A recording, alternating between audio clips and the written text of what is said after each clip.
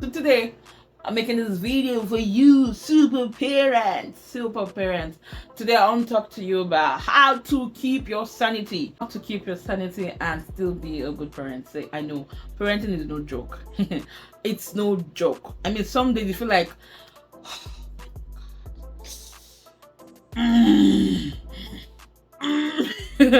so this could be hard and this like a work in the park. I know, I understand all of it.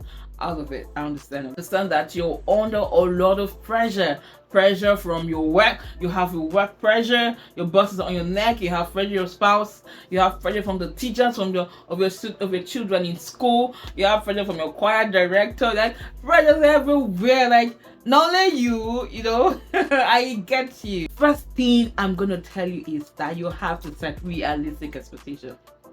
Now, if you have the mindset of being like, oh, I want to be a perfect parent, dead it now.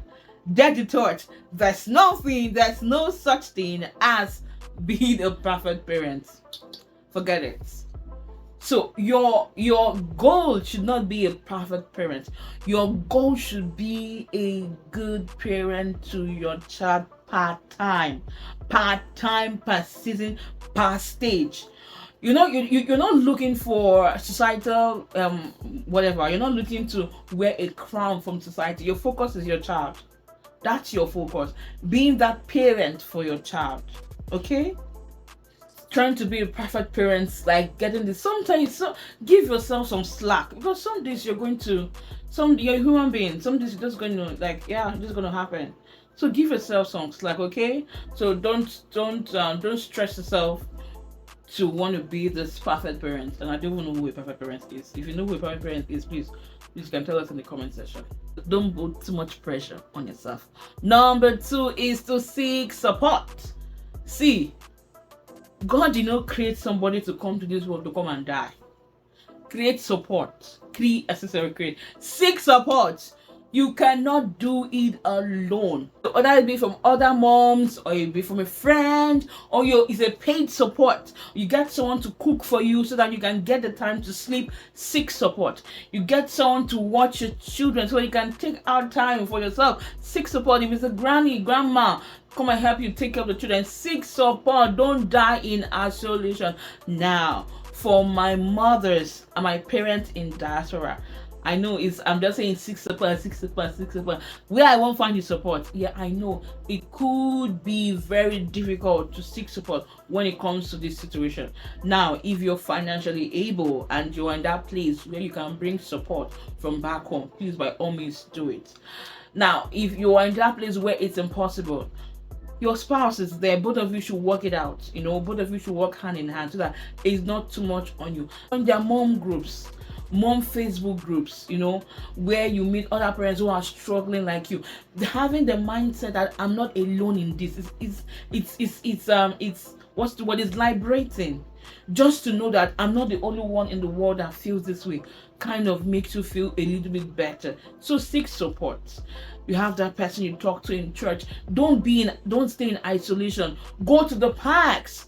Go meet other moms in the parks. You have maybe a language course. Go, just make sure that you're not alone, because sometimes just being alone and being with your child, I'm telling you, could make your mental sometimes you may just lose it. So seek support. That's one way to keep your sanity.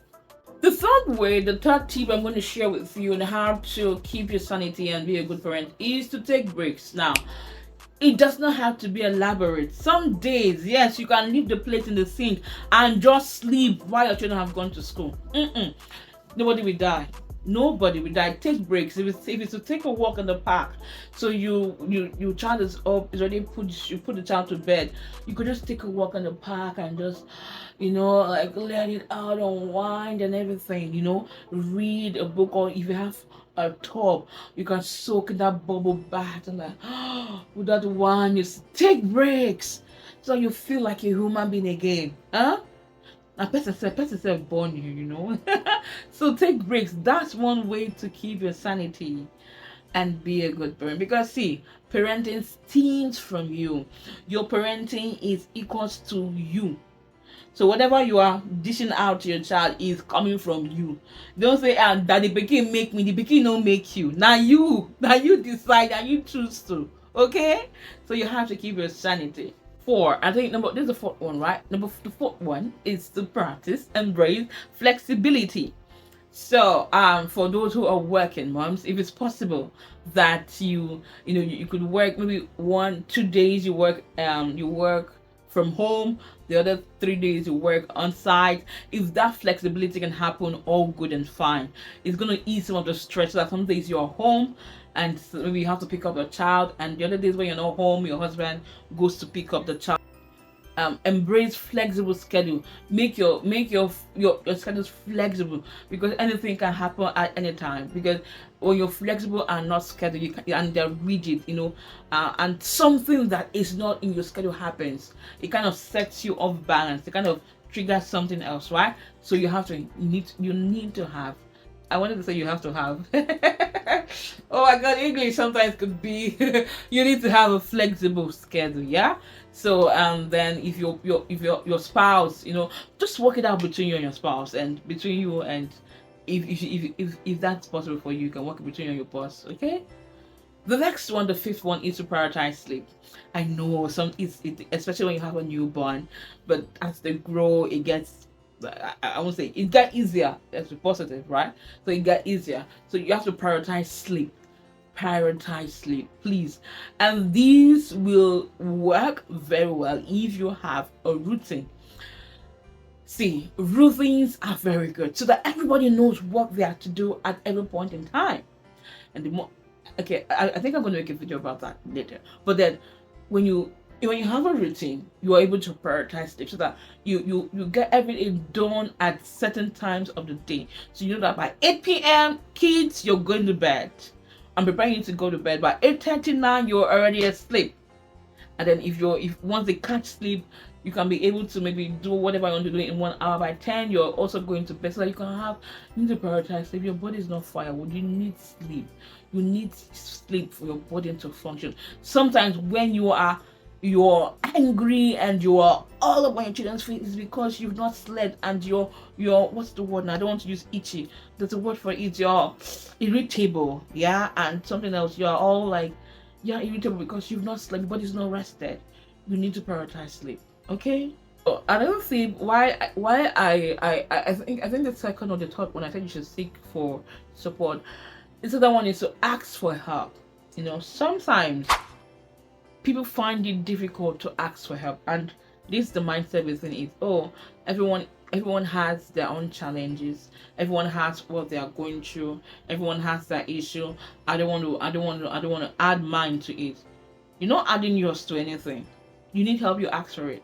And if that person you ask cannot provide, you've asked. Ask for help when you need it. So you need to go out somewhere, and then you don't know where to put your children because you don't have the money maybe to afford to put them in the daycare, and this family, this mom is home at this time.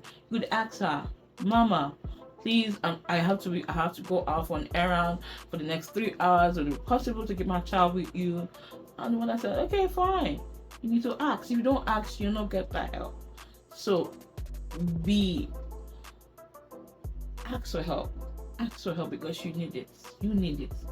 The next one is, and it's the last one, is to find time to find joy in the moment. See, your children, like as they're growing, you're going to enjoy being with your children. They're going to do some funny things. You laugh and you laugh. Enjoy the moment. Find something to celebrate. Find something to celebrate. Find joy in the moment.